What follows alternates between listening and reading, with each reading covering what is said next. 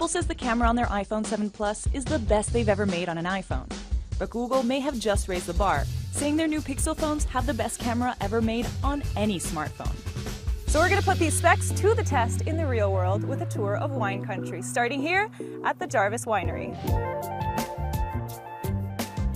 Both phones were great at capturing the hint of fall in the vineyards and the storm clouds on the horizon, but the one shot on the Pixel looks more dramatic with more visible detail, richer color, and better texture. And though the shots were taken from the exact same spot, the Pixel has a slightly wider lens, making it appear further away in all the shots.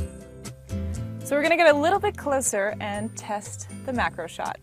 The white balance is slightly different on both phones, cooler on the iPhone with deeper hues, and warmer on the Pixel with brighter colors, making the grapes appear lighter. And since both have their charm, I'm gonna have to call this one a draw.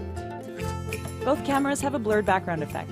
On the Pixel, it's called lens blur, and on the iPhone, it's actually called portrait mode. The Pixel takes a bit longer to get it right, and you can see it had a tough time distinguishing between the subject and the background. The iPhone is much better at distinguishing between the two thanks to that dual lens setup. And though the edges still aren't perfect, the overall quality of the portrait is way better than the Pixel. And if you feel like flipping the shot on yourself, the iPhone has a 7-megapixel front-facing shooter compared to the 8-megapixel sensor on the Pixel, and you can tell the difference. Not only is the Pixel selfie sharper than the iPhone, it also has a wider angle lens, which means you get more in your shot without having to overstretch your arm. Next, we went to the stables for some action shots of these fast-moving creatures. Capturing the exact same shot while in motion was nearly impossible, but these two were the closest thing.